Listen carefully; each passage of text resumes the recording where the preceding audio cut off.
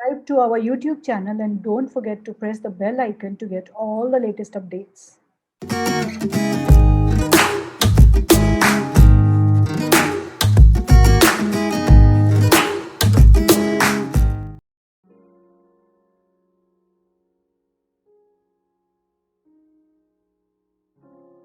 Hello everyone. My name is Hemant and I welcome you to the Inkpothub media. Today's interview is special for two specific reasons. One, it comes straight from the most beautiful business school campuses in India that I have seen. And second, this interview is a testimony of belief in the great Indian dream. So I welcome Professor Rohit Prabhudesai from Goa Institute of Management to the Inkpothub media.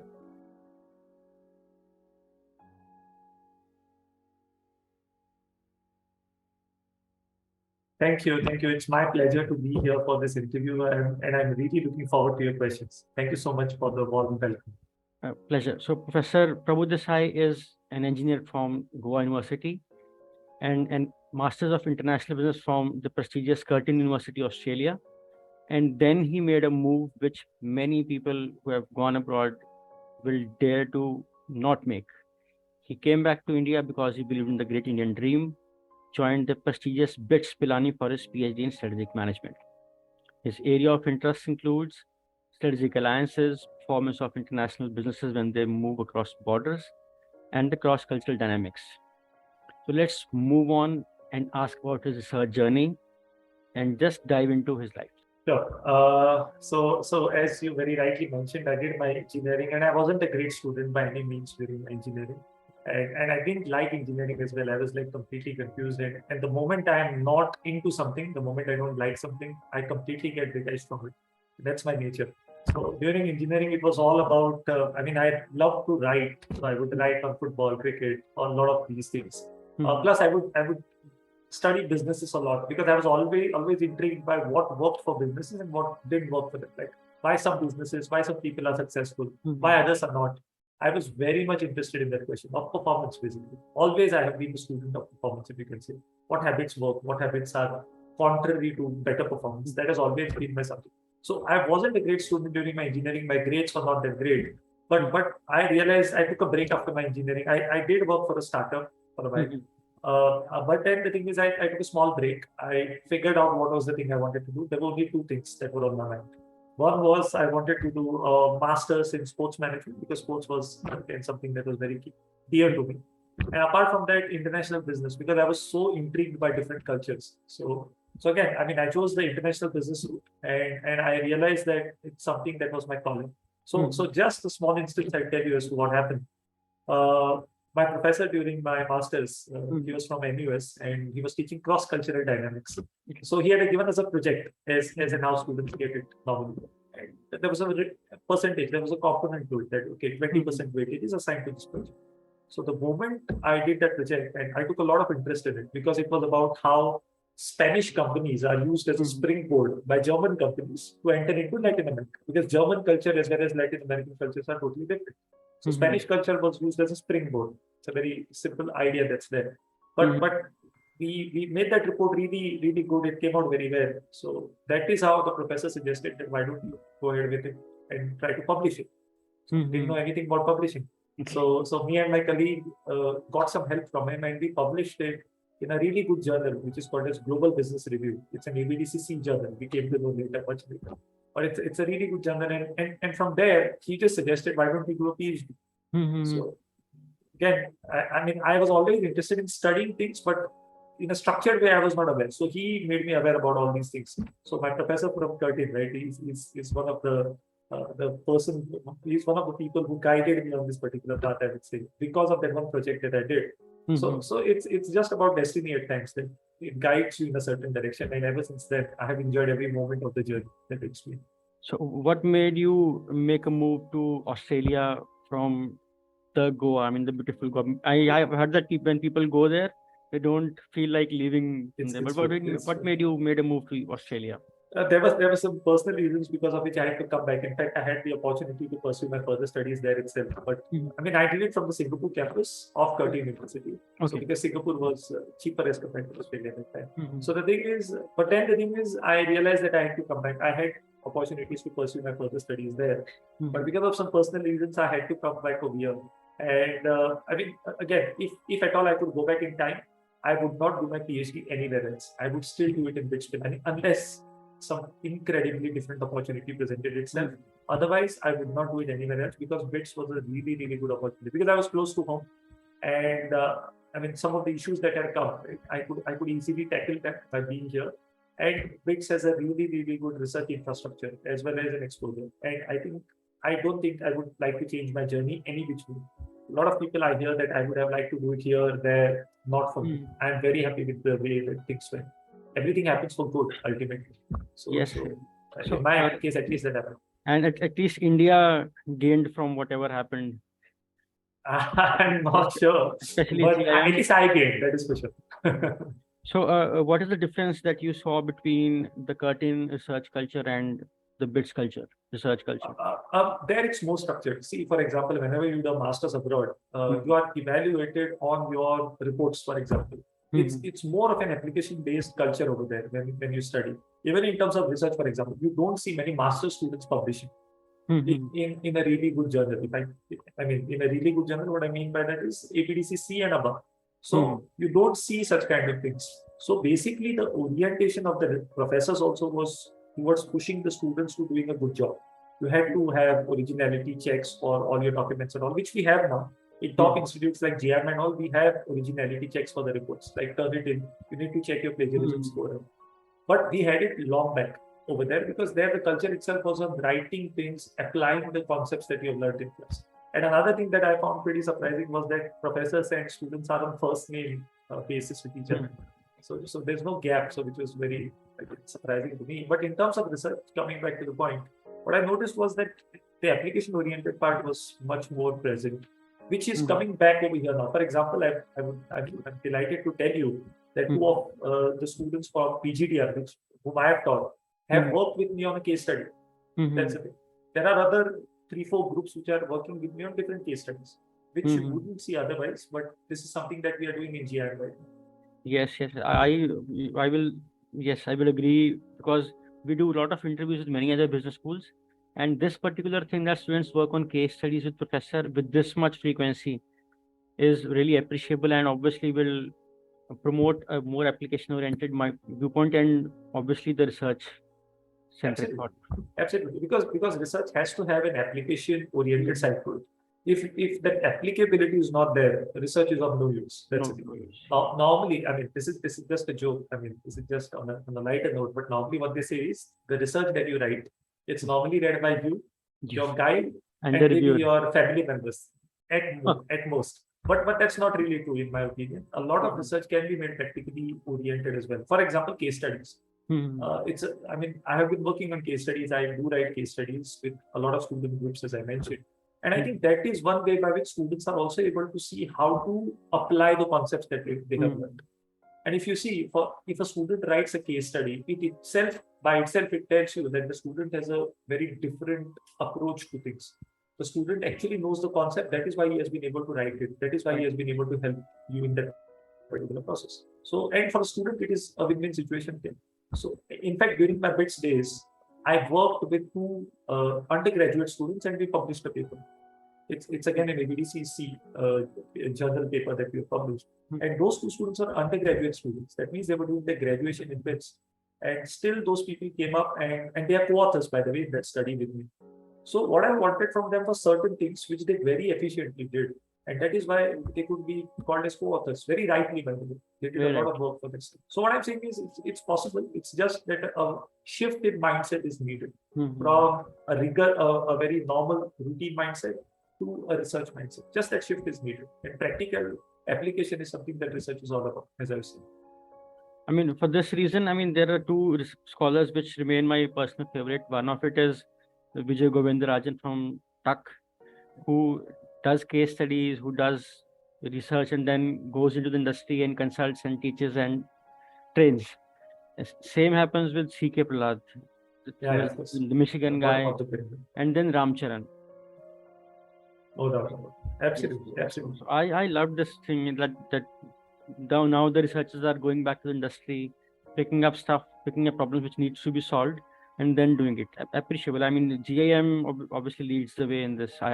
As far as I have talked to many people, great. So now, Professor Prabhudesai, one more thing.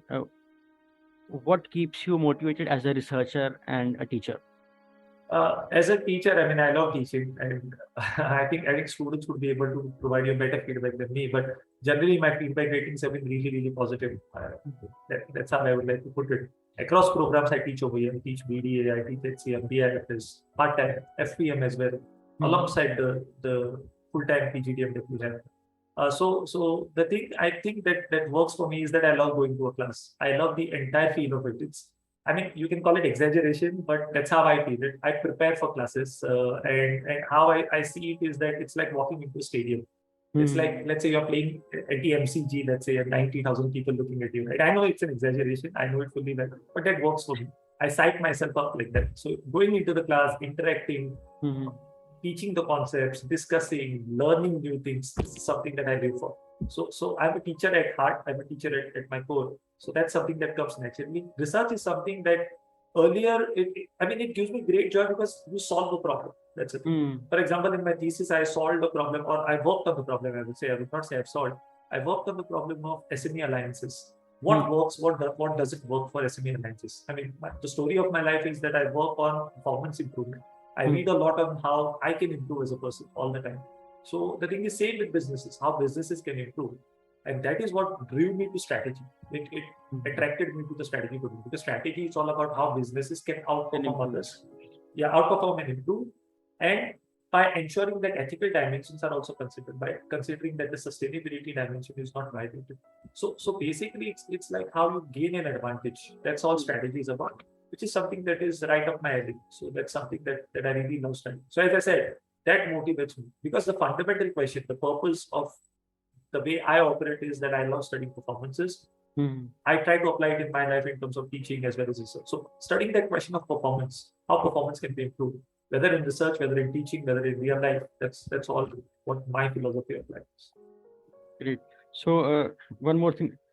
What difference have you seen while teaching the FPM students and the other high performance or intelligent students in programs? I mean, how is the interaction thing different? Yeah. Obviously, the FPM course that I take is a very different course, which was I was not very sure if I could take that course, because my course, as I told you, is strategic management. Courses related to strategic management, like strategic implementation and all, I take it. It comes easily to me. But the thing is, FPM course was recommended to me by Professor Nandakumar Mekot, who is our FPM chair. Very experienced researcher again. So he knew that, he saw that spark in me, because he had seen me take a workshop on this particular technique of PLSSC. So he saw me that, and he asked me whether I could take it up. Coming back to the question of the students, obviously these students know that they are here for learning the research part of things. My thing with them was that I also tried to connect them to the practicality. I told them that research is not always going to be boring. It can be fun as well as practical. So the students are slightly evolved in terms of their outlook, because they have done their masters and then they've come up here. Our PGDM students, obviously, they've just graduated and normally they have work ex and then they come, but their needs are very different. So the needs as well as the outlook is pretty much very different. But as I said, I enjoy teaching both sections. Whether FPM, whether PGDM, I'm fine with either. But as I said, they have a very different outlook in terms of the way they view, because the outcomes are very different. So what are the three things you love about the research culture of GIM? Oh, three would be too few actually, but I love, honestly, I'm saying, because I have been to some institutes, I have taught in other institutes as well. I have roamed around to different B schools, which are quite leading B schools. I've attended conferences and all. I've seen things. So I believe I'm at least somewhat competent to make a judgment. And this is not because I'm a part of GIM, but I think for me personally, there couldn't be a better institute than GIM, especially for research. I'll give you some reasons for it. One thing is the flexibility. Here, for example, it's never told to the faculty that you have to only publish in ABDC, CE, BA, or whatever it is. Here, the directive is publish for the sake of applicability. That's it. Oh, You should great. publish something by which you are able to help out people at large. And this is not a philosophy; it's an actual thing that has been told to me. When I came out and when I joined GIM, I did have that question: should I publish in only BDCA, FT50, and all? And I was a little nervous. So when I had the conversation, I was told, Rohit, whatever you enjoy doing, whatever you enjoy publishing, focus on that. And that was such a relief for me. And that is what drives us in GIM. We have phenomenal researchers, in my opinion, in GIM based on the output that they provide. And again, I personally have my own journey. And what I like is that we have total freedom over here in GIM. Plus the databases, if I can talk about it, we have Bloomberg Terminal, we have Thomson Reuters Econ that is there. Then we have CMI Provis, you name it, and we have the database over here. The other thing that is there is in terms of, I mean, if at all people are interested in incentives, we have really good incentives for research, but that's not something that I'm very keen on. As I said, I like doing research. I like working on problems that come naturally to me. But otherwise, also for those who might be interested in the incentives are also there. But over and above that, more importantly, it's the freedom. There's never a directive that you have to work on this or something. I've never seen that in GIM. I can bet on it. I've never heard anyone say that you have to work on this. You have to publish only in this. It's nothing like that. It's total freedom, and that puts you at ease. And I can really say that with authority that I don't think you can find this aspect of GIM which we have here anywhere else across the country at least. I mean, this reminds me of IDEO. I mean, the creative powerhouse, which says that you do and solve the problems that you want to solve, and then everything else follows. Absolutely. See, the intrinsic motivation is very important. You can't have. I've seen places where it's driven by extrinsic things. For example, pressure, or let's say more incentives and all. But here, personally, I can tell you for sure that I mean I'm 100% sure when I say this. There's no malice. There is no hidden agenda. I have never been in GIM to do that kind of research, and I've never been told to. That is the beauty of GIM. You can ask any research scholar that is here. In fact, I have a research scholar under me. Today itself, we had that discussion. I just said, enjoy the research process. Okay. We are working on a case, for example, which normally research scholars are a little reluctant about. Because I told him the same thing at GIM, we enjoy things. We don't do things for the sake of it. We do things to enjoy it. That's it. And for him also, I'm sure that the journey will be very enjoyable because we are doing something which comes naturally. Because he pitched that idea to me. I said, why not pursue it? Why think about all the time about ranking of the journals and this and that? Why not work on a case? You like working on a case which is dear to you. Why not work on it? And today itself we had that discussion, and that is actually possible because GIM encourages you to have freedom in terms of things, which is not going to be there in most of the other cases. Great. I mean, this is an eye opener for many business schools which are trying to ace up the research game. Yeah. I mean, I'm not putting down anyone else. I'm just saying that what works for us, what works for me is this part. That's it. So, 3 things you love about GIM and then Goa. Goa is my birthplace, in fact. So everything about Goa, I really love. If you see, for example, my family is here, so it's a part of Goa. The family support that I have, everything is something that is natural to us, and that's something I don't take for granted, even for a second. Being in Goa is advantageous for that reason. That's one. Second thing is the peace, the quiet, the kind of lifestyle itself that we have in Goa. People think in a very different way. People think in terms of helping each other, and that's something that is born in the DNA of every Goan. I mean, every Goan person has that in their DNA. And the third thing is, as I said, here it's safe. It's relatively safe. The way I see it, and it's something that appeals to me. It might not appeal to others, but the way I see Goa is that it's a place where I'm able to connect with, because I've been born here, and it's something that comes naturally. Regarding GIM, well, as I said, it's a place that gives you freedom. It's a place that allows you to totally explore your potential, and it trusts people. That's the thing. I mean, that's something that if you're good, it gives you opportunity. For example, right now I'm heading the part-time program over here as well as the online programs, and at a young age I'm doing all this, and that's because I think GIM trusts people. That's the thing. It gives the opportunity whenever it sees it right. The other thing is, as I said, in terms of research, the stipend is phenomenal for FPM scholars. That's one. Even for researchers, let's say there's a teacher who wants to do research, right from the basics to the advanced level, everything that is required for you to handhold in this journey is all there in GIM, in my opinion.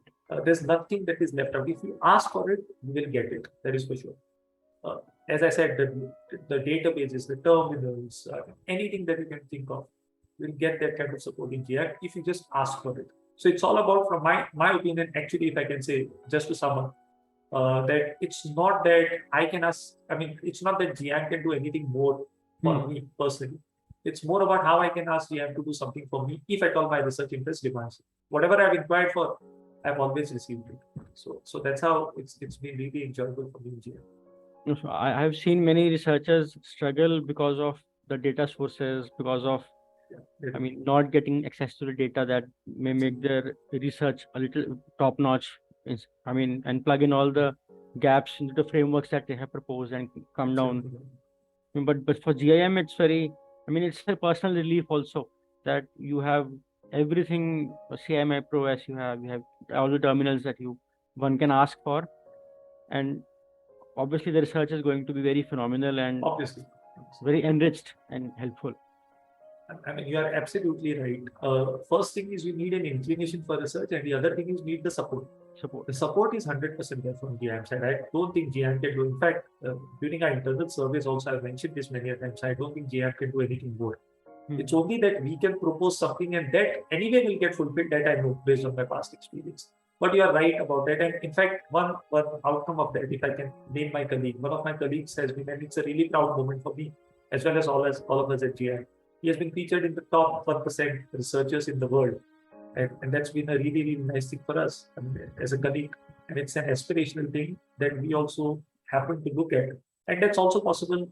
I cannot speak on his behalf, but I think that's also possible because GIM uses support. That's it. So that's and we are glad to share that we have interviewed Professor Avik. Yeah. Oh, okay. I was not aware of it. That's good. And it is one of the most viewed videos for that particular season. Absolutely, it has to be, and I'm really thankful to you all that you all put Professor Avik's work out in the open, even though it's not necessary for him to provide an interview. But with Inkpothub, which has such a phenomenal reach, as well as a dedicated mission that's there, I'm sure that it must have inspired a lot of people. Because Professor Avik's work is in some different galaxy, in my opinion, in terms of research. So would you like to suggest 3 research areas in strategic management that our following research scholars can look out for, wherein you have publication opportunities or which may invoke the curiosity of research fraternity? Sure.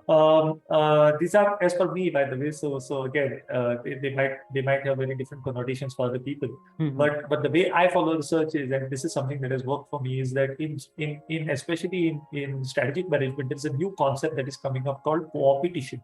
Co-opetition means you cooperate and compete at the same time. For example, Apple and Samsung compete with each other in the smartphone segment. But Samsung is the supplier for Apple's LCD screens, if you are aware about it. So you see their competitors who also cooperate with each other, like Suzuki, which is the parent company, and Toyota. Even though they compete in the Indian automobile segment, still they cross-license their cars, that are Glanza and Baleno, for example, or Hyrider as well as Grand Vitara. So that's a new phenomenon that's there relatively in research. So that's something that researchers can think about, because earlier the thing was you just compete with each other and come out on top. Now it's like wherever you can compete, wherever you can cooperate, you can see. So that phenomenon is co-opetition, which can be explored further. Exploration or exploitation is something that is there. Exploration means you invest in R&D and all these activities to generate new knowledge. Exploitation is you make best use of whatever that you have done already. So that's again a phenomenon. So how you can balance those things, that is called as ambidexterity. How you can do that. And third thing, which is something that I'm working on right now, is how ESG, that is environmental, social, and governance disclosures, or how ESG performance is able to generate better performance for firms. Because the thing is, earlier the thing was the shareholder theory prevailed, isn't it? It said that you are only supposed to make maximum wealth for shareholders. Whatever happens to others, the other constituents in your particular business is none of your concern. They're only supposed to make money for the shareholders. Nowadays, the stakeholder theory prevails. So obviously, how that stakeholder theory relates to firm performance. Obviously, there are some other contingent factors also that we look at. That's something that's also very interesting. That's something that researchers can think about. Another idea that I can slightly go away from strategic management, if you permit me to, which I think researchers need to focus on quite a lot nowadays, is obviously the phenomenon of digital that has come in. How digital influences the strategic management or the strategic process of a firm. That's something that can be explored. Even AI, ML, ChatGPT, for example, or anything associated with the newer trends, how it affects the strategic management process.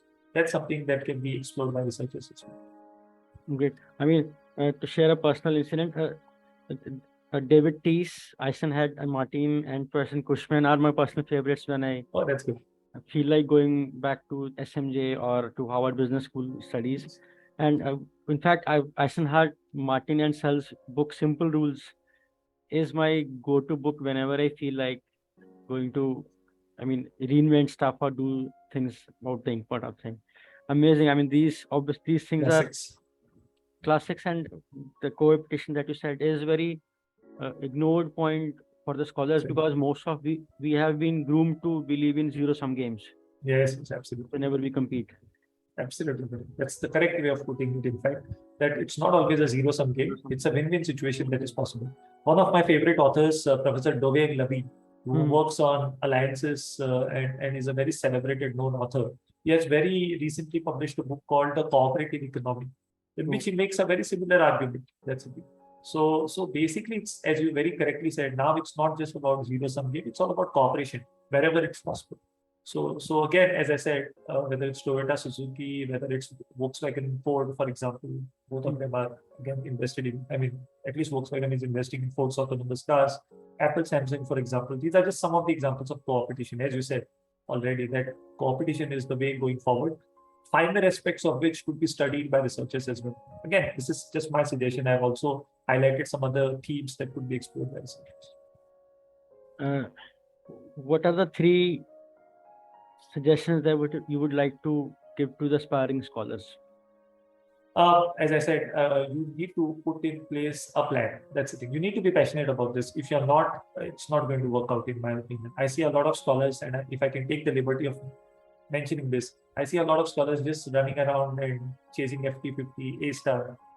I think it's more of a short-term thing. I think what you need to do is have passion for research, identify what is the theme on which you want to work, and again, just work on the things that can take you towards that particular destination. For example, when I did research on SMEs and alliances, I just published because I really like working on those things. I work 20 hours, 21 hours at times in order to just do research, and every day I would be fresh. Of course, someone might say it's resulting in burnout and all. I understand that, but I loved it. It's like playing football for me. It's just something that gives me oxygen, if I can call it. So for you, it's to be passionate, as cliched as it sounds, it's very important. In fact, I tell the scholars also who are here the same thing. Passion is the first thing. Second thing is depth. Whatever you're writing is going out in the public domain. You need to ensure that whatever information you quote out there is ethical in terms of the different considerations, as well as there is depth in it, that you understand what you're writing, because that information cannot be changed tomorrow. Yes. So ensure that whatever you do it with full responsibility for what you're doing. And the third thing is there are no limitations. Earlier, the thing was that obviously you had to have a really good PhD. PhD from a very big institute, and this and that to have mobility across different institutes. But that's no more the case in now. It's your research that speaks for you, because research is one way by which you can actually objectively analyze different people.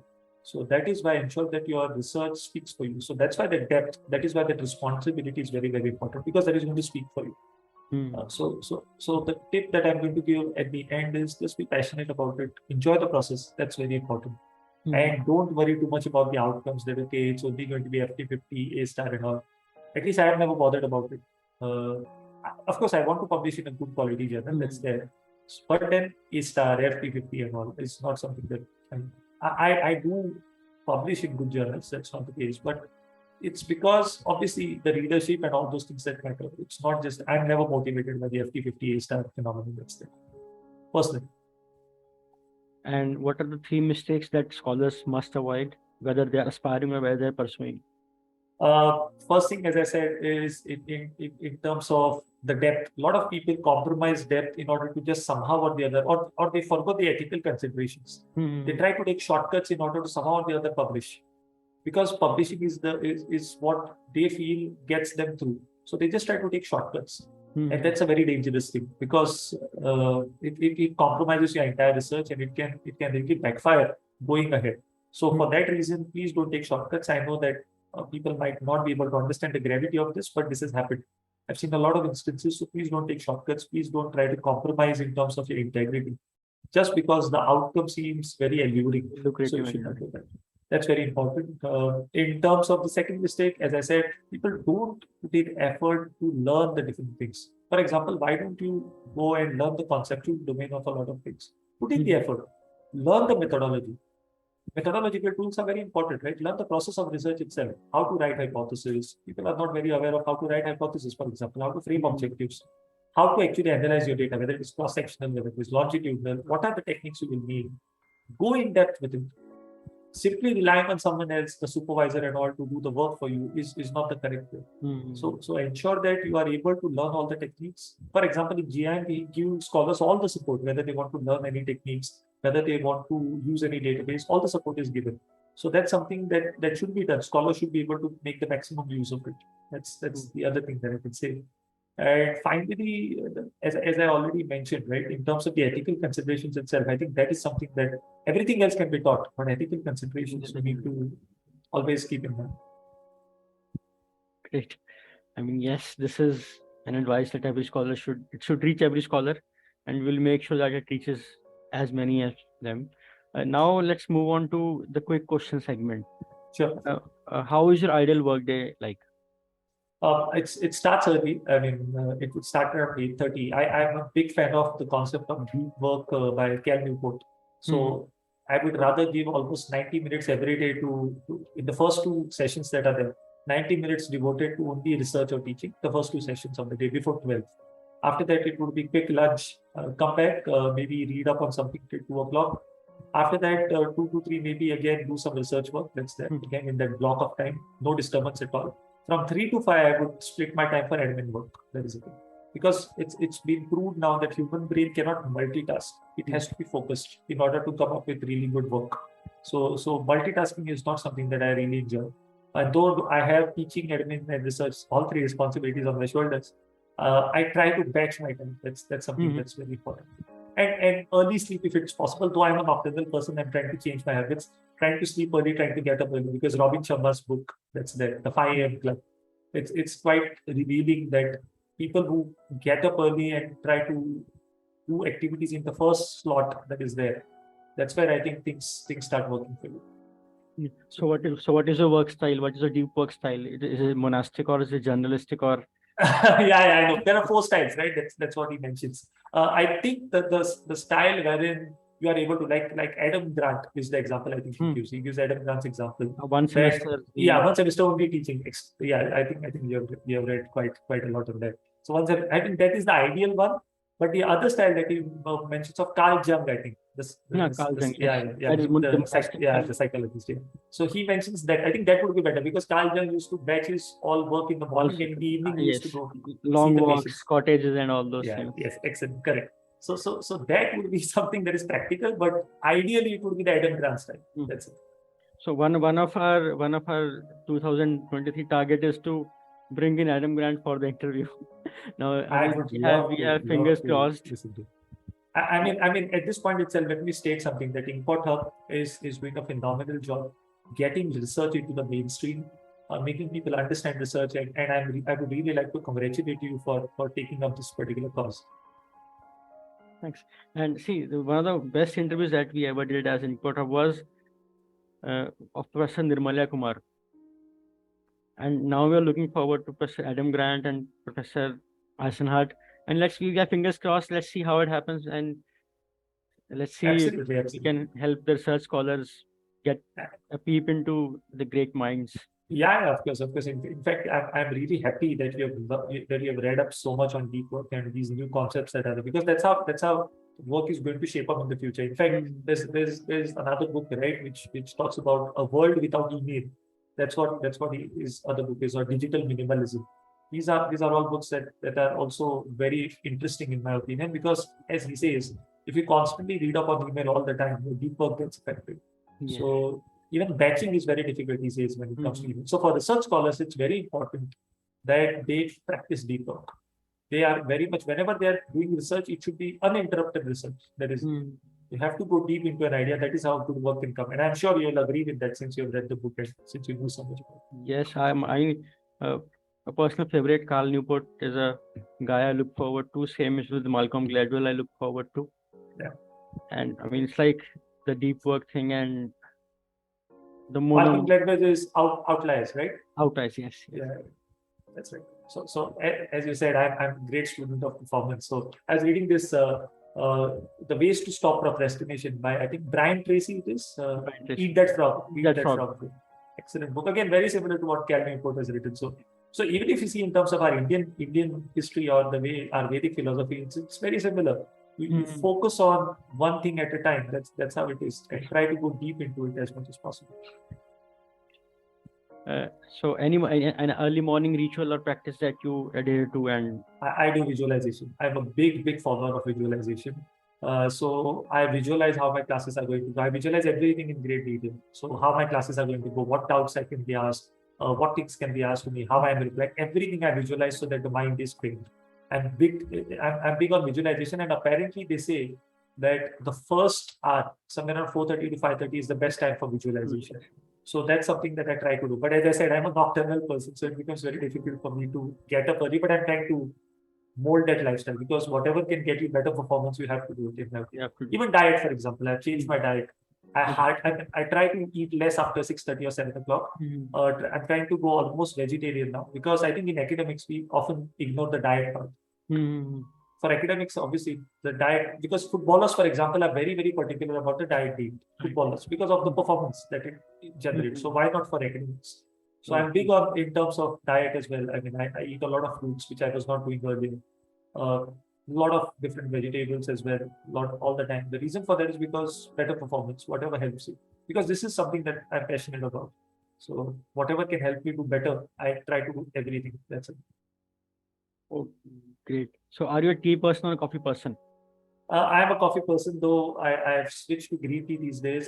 But coffee, yeah, whenever it's possible, coffee. Not with white sugar, but maybe a jaggery or something. What is one productivity enhancing thing on your desk? Not really. My desk is very clean, and I think that is a productivity hack, because cluttered desk is a problem. So that's a thing. Everything kept systematically, everything arranged is something that really works. So you'll see my desk is normally very clean, very neat and tidy. That's something that's a controllable thing. So I focus on controllables, and whatever is uncontrollable, I don't think much about it. I have to control my actions and leave it at that. Outcome is not in my hands. That's something I believe. Great. And so what do you do when you feel stressed or overwhelmed?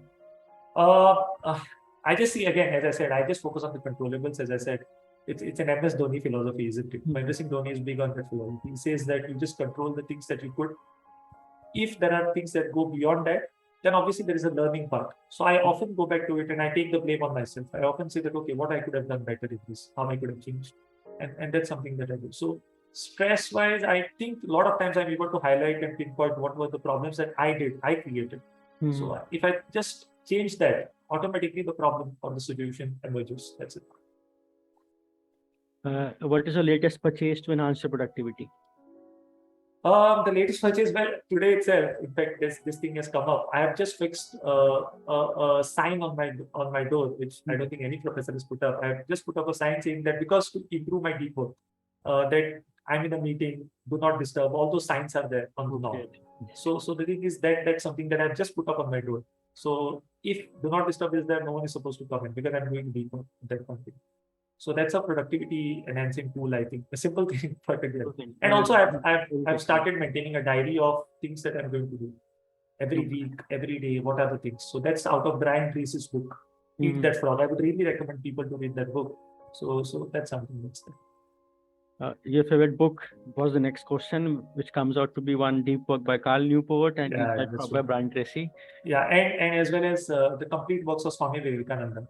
That's something that is my go-to book. Another book that I would really recommend is As a Man Thinketh by James. Oh, James. Excellent book. I mean, I cannot speak highly enough of that book.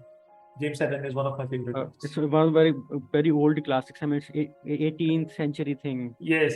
But it's still so relevant. So for example, I hope I'm not extending things here, No, it's a pleasure. but it was an eye opener for me. So he mentions a very simple thing. He says there's a person who is gluttonous, who wants to eat all the time, and he also says that he has fallen ill, but he refuses to forego his eating habits, or he refuses to change his eating habits. Just by changing the cause, you can change the effect. He says wherever you are having work, be grateful for it, because there are so many other people who don't have work. So never grumble for that. And that's a powerful thing in my opinion. Because for me, for example, work comes as a part of that. And how we can organize it, I think that is how it can be best worked. So he also mentions the same thing, James, that never grumble because someone else doesn't have it. And it's a simple thing, I know, but he presents it so well with stories and all. It's really fascinating and an eye-opening. So ever since then, gratitude is a big thing in my life. Your favorite quote that keeps you going? It's a Sanskrit quote by Swami Vivekananda. Only has given it. Uttishta Jagruta Prapya Varani Bodhata. That means arise, awake, and stop not till the goal is reached. That's it. And there is another one, Uddharet Atman Atmanam, which means for you to raise yourself, you have to put in the effort yourself. No one else can help you. Oh, great! That is there can't be a perfect closure of the meeting with this quote. Yes. This is. Thank you so much for all the things, and I hope I mean the talk wasn't boring enough. I personally loved it, and our audience are surely going to love it. There are so many nuggets that they can put to use right then and there after the interview is done. So, dear friends, that was Professor Rohit Prabhudesai from Goa Institute of Management for you, a student of performance, as we came to know, and a research scholar with deep interest in areas of performance, of companies, of people, of strategic alliances, and much more. It was a pleasure, Professor Prabhudesai. Mine as well. Thank you so much. Have a good day. Thank you. It's great to see you all here. Thank you for watching our work. If you have not subscribed to Inkpothub Media, then please hit the bell icon and subscribe to our channel and support research celebrations in India.